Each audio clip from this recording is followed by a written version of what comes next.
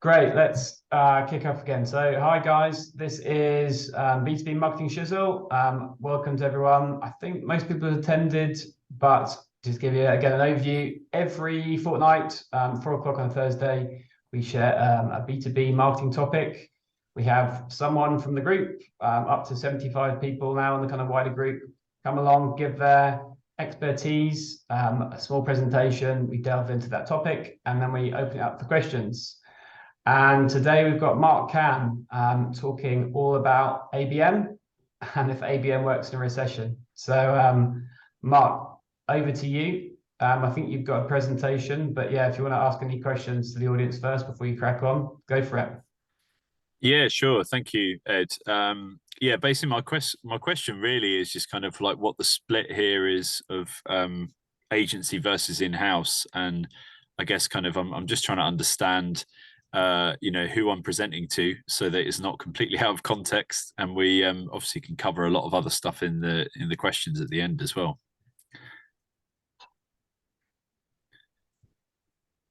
Do you want us to do a hands up on whose agency and who's in-house? Yeah, okay. Yeah, that would be good. So yeah, like agency first. That's two. Got two there. And then who's in-house? Right, a bit of both. bit of both. Put in both camps. Fantastic. Yeah. So yeah, that's just useful because I just want to understand like what people's goals are and what they're trying to get out of ABM. So yeah, I'm Mark Cann. I've been doing B2B marketing for a few years now, and kind of moved into more ABM about sort of, I guess, a year and a half ago.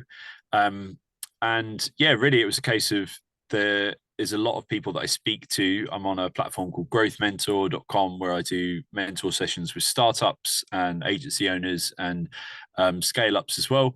And there was tending to be a trend of people just sort of starting cold email campaigns and not really working. And so I kind of saw this trend and I was like, well, this account-based marketing clearly is a solution or an alternative to sort of spray and pray. So I consult for a company called demandbase.com. A few of you might have heard of them, sort of big player in the ABM space, around kind of like an ABM platform and intent and ads and targeting.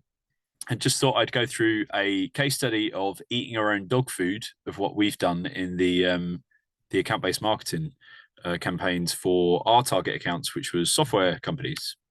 So I'm just going to get started. So I just want to, go through basically like why we do ABM, I guess our approach as well, and how we select accounts, and then some examples of like channels and budget, and then also some examples of ads as well, all of that kind of stuff. So this was the outcome from actually doing the ABM campaign. So we wanted to go after 245 software accounts. We ended up, driving 100 accounts to the website, get 100 MQLs and 10 accounts, to accept our offer. And basically from there, just want to go through kind of what the account definitions are, because there's a lot of acronyms bandied about. So we tend to like tier our accounts from kind of 1 to 4. So we'll look at our total addressable market in this case, which is B2B, 15 million plus annual revenue SaaS companies that we want to target. And then we'll look at kind of, I think my definition of ABM is having true sales and marketing department alignment. And by that, I think it's really, really important that the top accounts are actually handpicked by sales. And those top accounts in the tier 1 and tier 2 are going to get like the most personalized experience, but also the highest spend and offering, basically.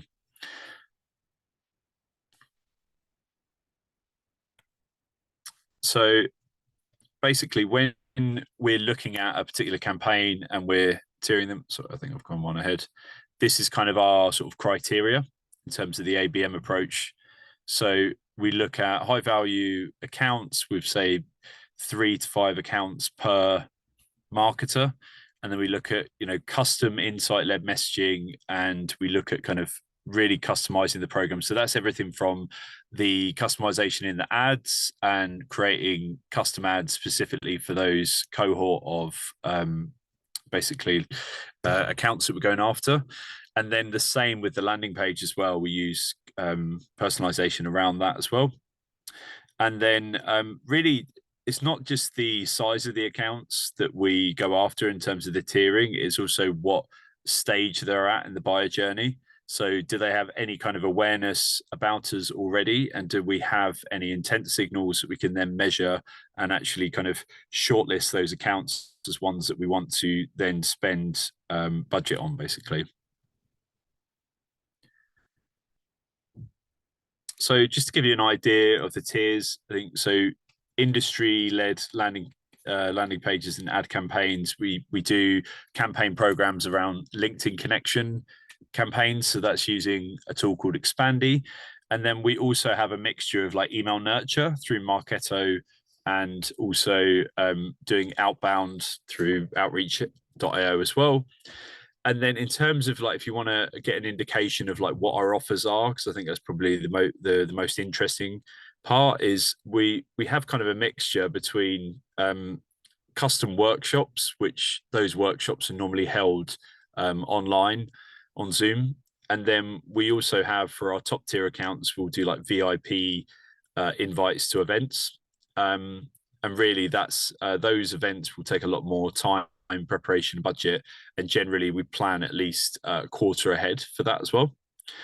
And then the always on element to it as well, where we have constant like sales and SDR alerts that come up on Slack to see if an account is engaged. And then we're always running digital ad spend, display, and retargeting. And we're always trying to update and generate new contacts as well within those accounts, and keep an eye on movements and new jobs and those kind of things when people move around.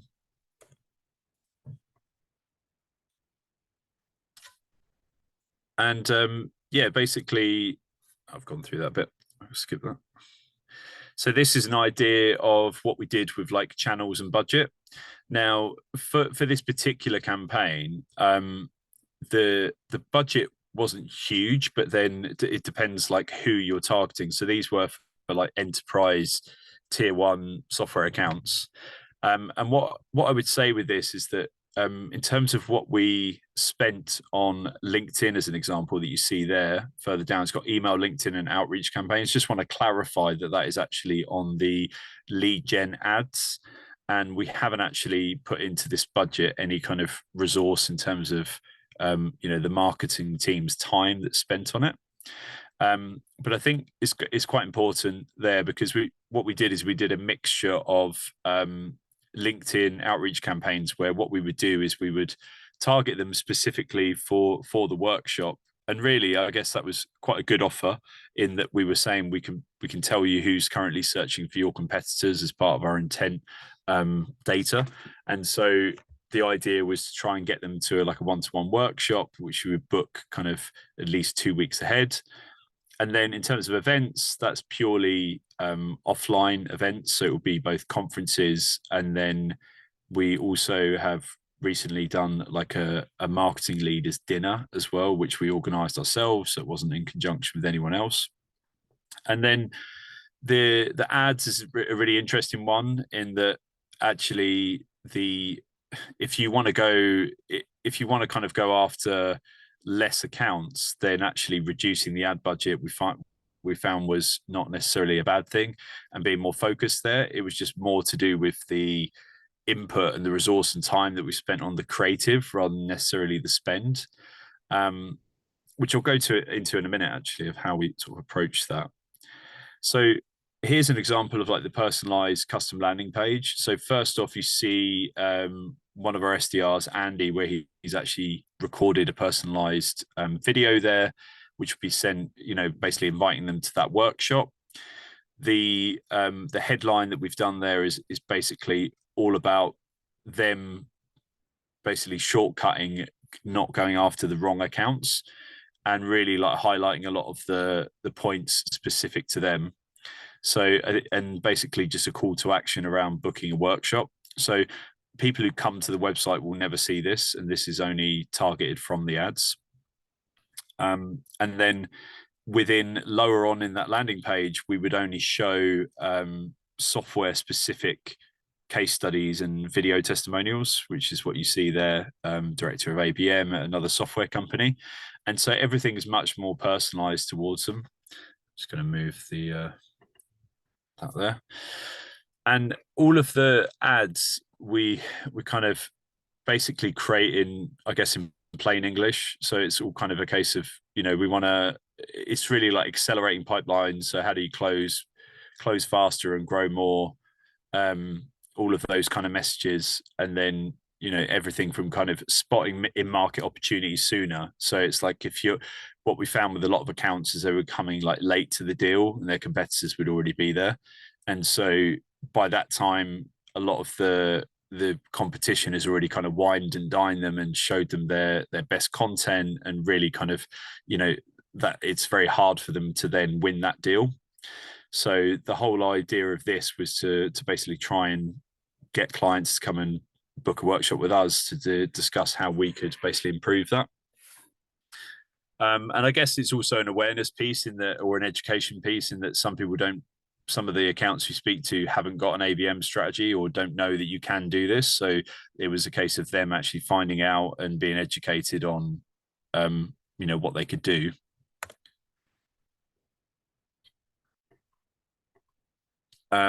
Yeah, for those who are working in a team, the sales and marketing alignment is really, really important. So what I mentioned earlier, from actually having the sales executives pick their own key accounts, and then right up to, we have like a weekly stand-up, and then we also try, in the marketing department, we always try and like equip them with basically ready-made scripts, which they either put their own spin on or basically save some time, that kind of thing. And then just, you know, regular reporting around MQLs that we've generated for this specific campaign. And then just getting feedback on the different stages there as to, you know, how good a fit those accounts were, so that we can take those learnings and then apply them to the next campaign that we do.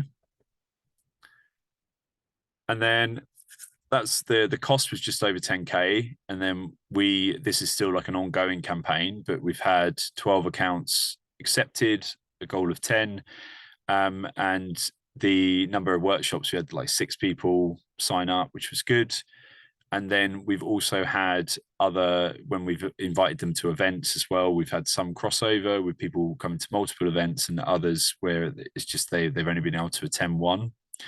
And yeah, it's created a good amount of active pipeline. And we really look at sort of a 1 to 10 ROI in terms of the projection of sales revenue before close.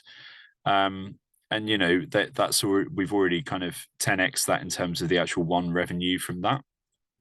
I think sort of a key thing to bear in mind here is that going back to the channels, you can't, with a more limited budget, you can't do every channel, but you can do less accounts. And that's what I would say to focus on if it's a case of the budget isn't really there.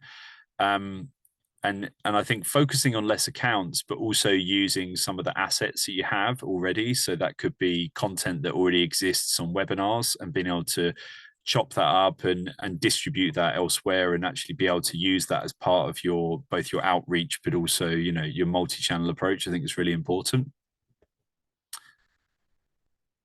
And yeah, I think that's pretty much it, really. So yeah, that's just a short case study of what we've done at Demandbase, you know, for our own ABM campaign. Thanks, Mark. Yeah, be great to hear some questions. Yeah, that was awesome. Loads of detail in there as well. So I suppose kicking things off, a question for me about your kind of tiering of your accounts.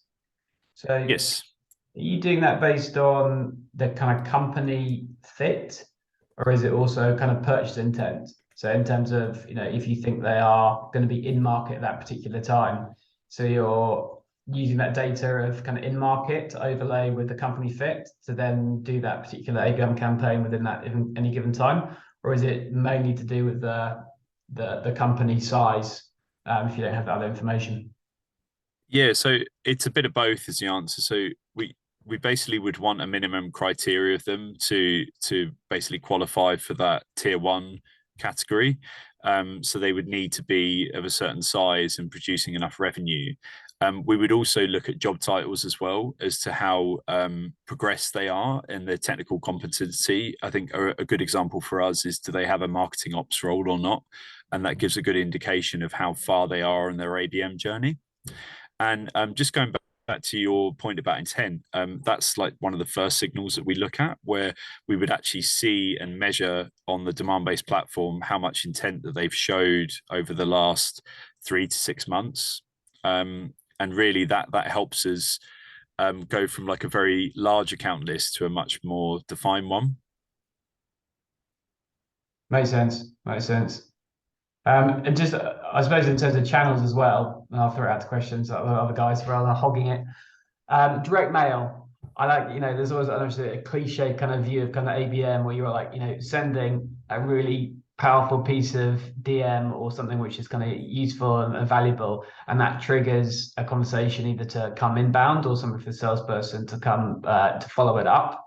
Have you managed to get that to work? And has it been more challenging in terms of post-pandemic, with people have been like out of office or not necessarily receiving posts in the same way they would have done pre-COVID?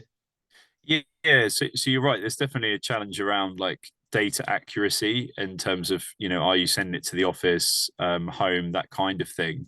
What we do is slightly different. We leverage a platform called Sendoso, where what we're looking to do is we're actually, as part of our outreach, we actually have like a sort of a claim facility where one sort of nice touch that we would do is, for example, like John, the CMO, he wrote like a book on ABM, and we can actually say, you can claim this book and we'll send it to your house, as an example. And I think that's like a nice outreach, because it's not what I would call like a bribe for their time, And I think if the DM is like well considered and thoughtful, that's better than, would you like a free lunch just so I can have half an hour of your time, So I think that's one way of it. And then I think DM works really, really well as part of an integrated strategy. And by that, I mean, one of the things we're looking at is doing like a dinner, and having like a book that can be sent to people after the dinner is kind of like another good idea. That kind of thing. Things that are going to be useful, I think, in people's jobs are good. Yeah, it makes a lot of sense. And I was going to ask you about those kind of like VIP events and dinners. What works best there? Is there like, is it cycling and golf, or is it breakfast meetings? I think actually that what you were mentioning there about the workshops is quite interesting, because you're obviously delivering something which is really valuable and helpful to people, but then there's obviously a follow-up, a natural follow-up to it after they've had something. I'm assuming it's a kind of sample of the product in that way, or something that's a value add. Yeah, it is. I think in terms of what works, I think so. First thing is that if you've got a target list of accounts and you are doing like a face-to-face event, like a dinner, your list of available people who happen to live in London, if that's where you're deciding to host it, it may be a lot less compared to what your total target account size is. And so that's like one consideration. And then I think one of the others is just to look at what other events are on the day. So we actually decided to hold one of our events on the same day as like another Martech event, which I think is a good thing, because if people are already going to that, they'll have time in the evening, like after the conference finishes. So I think there's those sorts of considerations. And then I would advise on like the pool of the guest speaker. So rather than like people turn up to a dinner about demand base and it's just all about us and a big sales pitch, that's not that interesting. Whereas if you have a speaker which has something really interesting to say, and you've got like a topic that people are interested to debate about, then that makes it, I think you've got to kind of consider why people would turn up for the dinner it's not necessarily for a free expensive meal. It's really like the network that they're getting to meet there and what they're going to get to learn from the speaker as well. So I think those are key considerations rather than just kind of, can we hire out a fancy restaurant?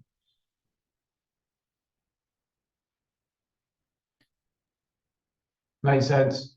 I suppose the question to the group here, if you guys used ABM, is it kind of work for you? Either kind of agency or in-house guys? I've invited people for dinners. I don't know whether that's a quite as structured as a thing, but certainly people who are sort of late on in our sales pipeline and existing customers, bringing them together for something with a Michelin star is quite a nice thing, and it certainly has, I think, accelerated sign off of deals. Or influence them positively, so definitely worth doing. And also, I like dinners, so it's a win on all scores, really. You tend to do those dinners with existing customers as well to kind of bring the two together and have that like nice kind of rub off with new prospects as well. Yeah, so typically a couple of us execs, people from the sales team, buyers who are in the funnel, and people who have either recently signed off or are kind of long-standing customers of the business, it goes pretty well for the most part. Yeah, Rin, go for it. Can you talk a little bit more about the kind of that intent and how what those signals are? Because like I'm just thinking about this event, hadn't really occurred to me. So we're sponsoring an award here locally this year, so there'll be an awards dinner. So we'll get a table. There's a couple of key accounts that I'd like to invite along, but it would be a great opportunity. And I've already been thinking about who can I invite, but obviously there's quite a wide range of people I could invite, and it'll be expensive. So I want to make sure it's the right people. What's a good thing to be looking out for? I think the content that they're viewing on your site is probably a good indication. So different types of content you'll use at different stages of the funnel, I think that's really important. So somebody further down the funnel might be looking at buyer's guides and the comparisons and that kind of thing, and then generally like somebody further up the funnel is going to be looking at what for us, what intent does and how it can help them, that kind of thing. But I guess the other thing is to look at, we talked about job titles, job duration in job earlier. And I think depending on what size of company you're targeting, I would say somebody who's just joined a job, it's good to start a conversation, but they may not be ready to make a decision yet. That would be one example. And then I guess the other thing that the other factor you could sort it by is seniority as well. So if you've got different organizations and one organization is sending a CMO and then another organization is sending their marketing manager, well, one can make a decision, one can't. So I think there's those factors to consider, I would say, within refining your list. Yeah. Hello. Can I ask, hi, thank you for the talk. Can I ask a grubby question about contact acquisition? And because that is always a headache of like mapping out target organizations, working out who knows who, and so that you have a sort of something approaching a strategy rather than just, let's send him in. Actually, she's got a better relationship. We should have thought about that. How is there a better way of cutting that? It's difficult to know if you don't already have like a relationship with them. But I mean, in terms of first party data, I mean, Sales Navigator, LinkedIn, you're going to get the most up to date data there. But yeah, in terms of mapping out the account, it is a difficult one. I think the type of job titles spoke about earlier as well, like as in how mature they are in terms of their buying cycle and everything. I think it's quite important. Sorry, I'm not sure if that answers your question, but yeah, I mean, it's useful, definitely. I suppose half of it is the challenge of working out who within your own organization knows who in other organizations. That's a big chunk of the challenge. and eliciting that information has not proved as anywhere near as straightforward as you'd hope it would be. No, that's definitely a challenge. Are there people you're targeting? Like I saw in your slide, you were talking about marketing managers, marketing directors. Are these budget holders and decision makers, or are you targeting other people in the org as well as those influencers? Sorry, was that a question for me? Was it?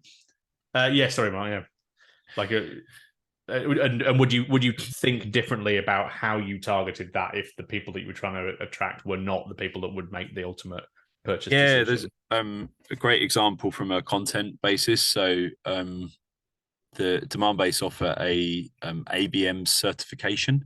Now, I would imagine that would be a demand generation manager or a head of demand or a marketing manager.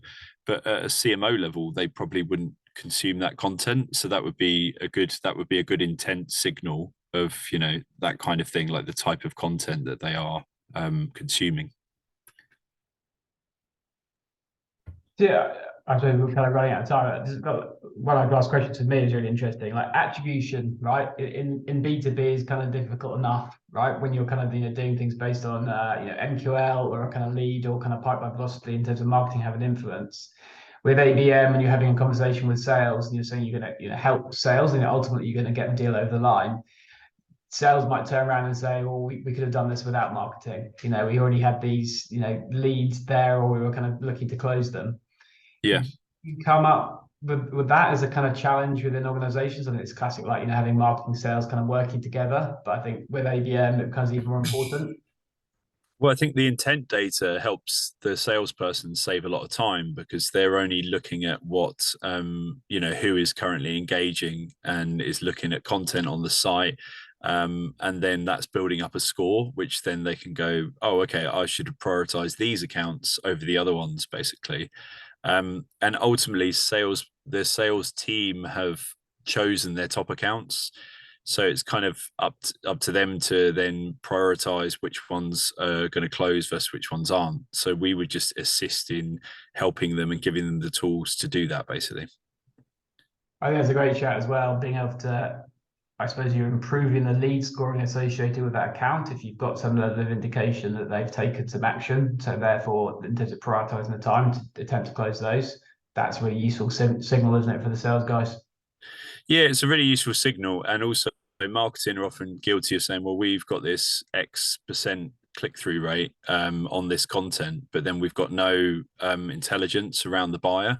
Whereas this having intent gives you not just the basically company that are viewing, but also the individual decision maker. So you can actually see, like, if it's that person that you're actually going after, or if it's somebody who is more junior who may be actually researching it for education purposes and may not make a buying decision. So it's that kind of thing that helps with it. And if it is that person researching a solution for their manager or director, well, that's still good, because then you can influence that senior decision maker with other content.